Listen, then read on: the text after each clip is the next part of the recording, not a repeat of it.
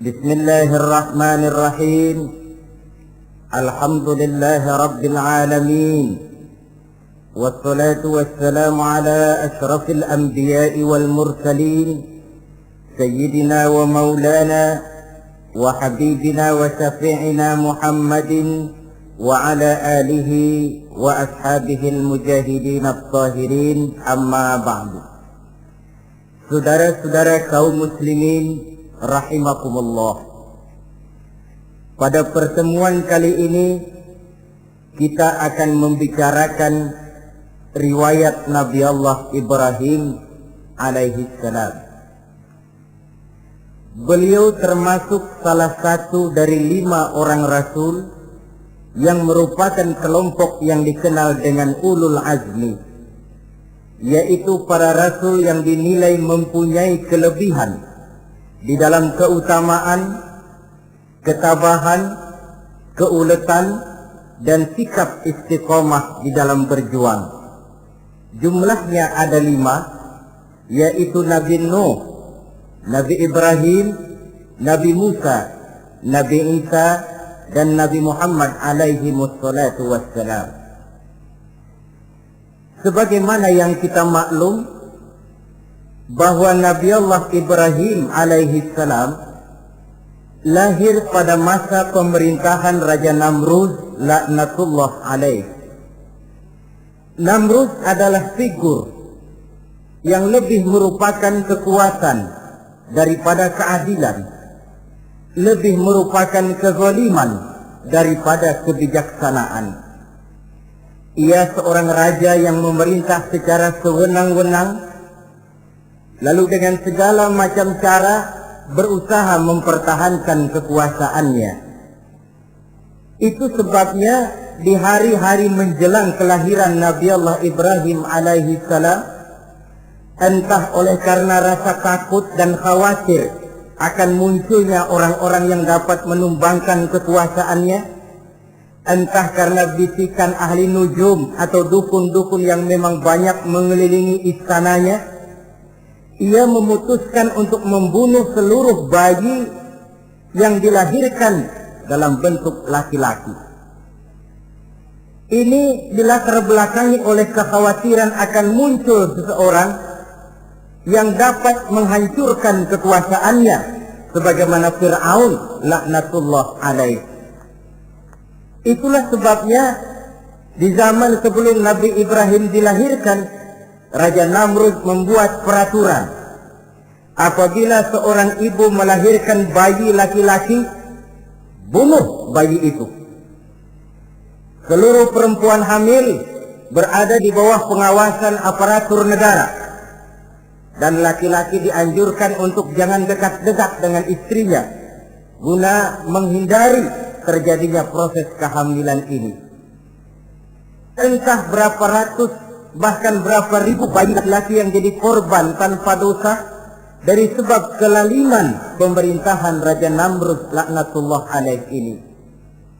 Kita teringat kepada satu hadis di mana Rasulullah sallallahu alaihi wasallam pernah bersabda, "Ya'ti 'alan nasi zamanun ru'asa'uhum kal asad wa wuzara'uhum kal zi'ab wa qudatuhum kal kilab wa katsirun nasi yawma idzin kal aghnam." Pada satu saat, kata Nabi, akan datang di tengah masyarakat manusia di mana pada masa itu muncul pemimpin-pemimpin yang bertingkah laku seperti singa. Ru'asa'uhum kal asad.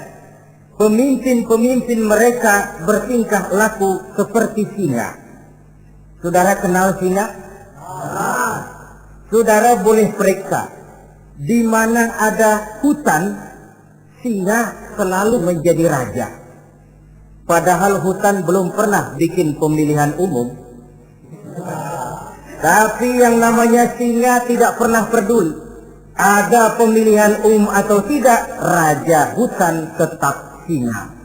Kenapa? Karena singa menjadi raja di hutan bukan berdasarkan kebenaran, tapi karena kekuatan. Karena kuat, maka dia naik jadi raja. Soal benar atau tidak, soal lain. Maka sebagai akibatnya setelah si singa ini naik menjadi raja hutan, dia bukan melindungi rakyatnya, malah makanin rakyatnya. Coba saudara lihat di hutan, kambing rakyat hutan dimakan oleh singa, ayam rakyat hutan dimakan oleh singa, sapi rakyat hutan dimakan oleh singa. Inilah akibatnya karena singa naik berdasarkan kekuatan. Setelah naik bukan melindungi rakyatnya, malah makanin rakyatnya. Mental semacam inilah yang dimiliki oleh Raja Namrud laknatullah alaih. Cuma karena rasa ketakutan akan datang orang yang akan menumbangkan kekuasaannya, maka seluruh bayi laki-laki harus dibunuh tanpa dosa apapun.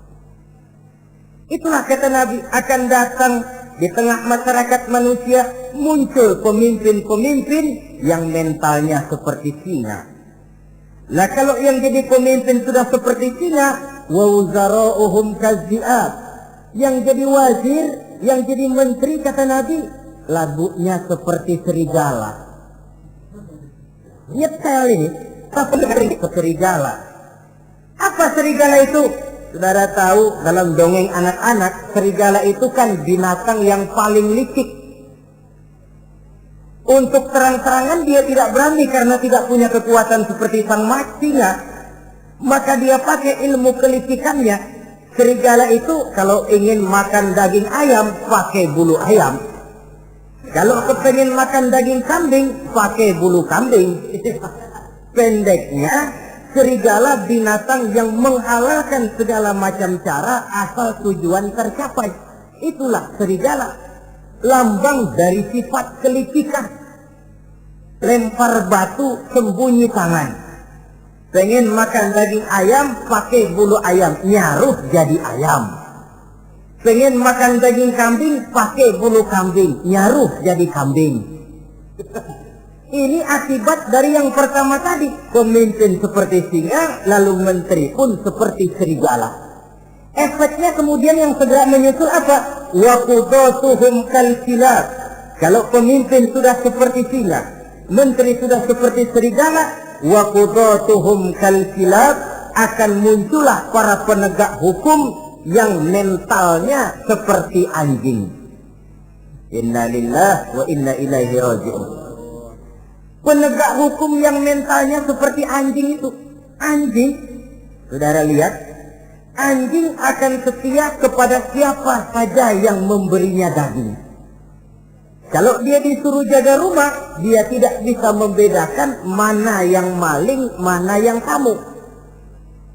Biar yang datang tamu, kalau nggak bawa apa-apa, pasti digonggong. Biar yang datang maling, kalau bawa daging, anjing kalem.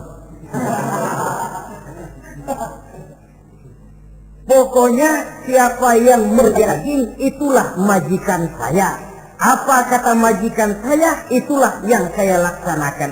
Maka hilang kebenaran hukum, hancur norma-norma keadilan. Oleh karena apa? Oleh karena anjing dapat daging. Lalu dalam kondisi semacam itu, yang jadi rakyat bagaimana?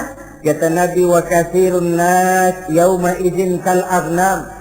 Adapun kebanyakan orang pada masa itu, lagunya sudah seperti kambing. Saudara, kambing itu binatang yang cuma menang groyokan dan tidak punya alternatif. Namanya kambing, digiring ke lapangan embe. Betul kan? Betul. Digiring ke kuali embe. Dikasih makan rumput embe. Sampai pun mau dipotong masih embe juga. Tidak punya pilihan lain si kambing ini, tidak punya alternatif lain. Kondisi semacam inilah yang terjadi di masa pemerintahan Raja Namrud laknatullah alaih. Oleh karena diiming-iming, dibisiki oleh dukun-dukunnya, oleh nujum-nujum yang mengelilingi istananya, bahwa akan datang seorang anak laki yang kelak akan menumbangkan kekuasaannya, dia mengeluarkan peraturan. Ya peraturan singa.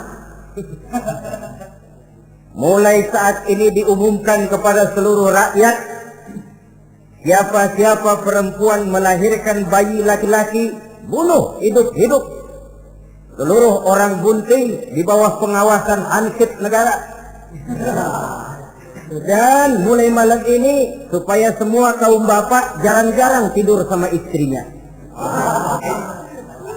Namanya peraturan Namrud. Tapi apa yang memang Allah kehendaki untuk terjadi, pasti terjadi.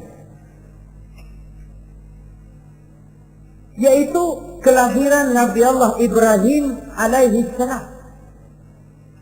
Pada saat beliau terlahir ke alam ini, oleh ayahnya yang bernama Azar, disembunyikan di dalam sebuah gua.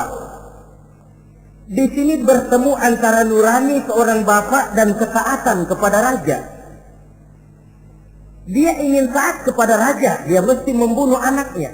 Tapi sebagai bapak, dia sayang kepada anaknya, dia harus selamatkan. Dicarinya jalan tengah, maka Ibrahim disembunyikan di dalam sebuah gua dengan satu perhitungan tentunya. Lu mati, ya nggak apa-apa, lu hidup ya syukur. Sebab ini pertimbangan dia akan bikin susah dia di masa yang akan datang. Coba anak dalam kondisi apa adanya ditaruh di dalam gua, menurut perhitungan logika mati ini. Namun apa yang terjadi? Nabi Allah Ibrahim yang sejak masa bayi diletakkan dalam gua dipelihara oleh Allah. Nah, kalau Allah yang sudah memelihara, orang mana yang sanggup mendatangkan bencana dan mudarat? Untuk melangsungkan kehidupannya, Nabi Ibrahim itu mengisap ibu jarinya. Dan konon menurut riwayat dari ibu jarinya itu keluarlah madu. Sehingga walaupun tidak didampingi oleh ayah dan ibunya, tinggal di dalam gua seorang diri, pertumbuhannya sebagai seorang bayi menjadi seorang anak, tumbuh dengan pesat sebagai lazimnya anak-anak yang lain. Dalam ilmu tauhid ini yang dinamakan irhas. Tanda-tanda yang diberikan kepada seseorang yang akan dipilih menjadi rasul pada saat dia masih anak-anak. Ini yang dinamakan irhas. Adapun kalau dia sudah diangkat menjadi rasul, maka tanda-tanda itu dinamakan mukjizat. Kalau jatuh kepada wali, maka tanda itu dinamakan karomah atau yang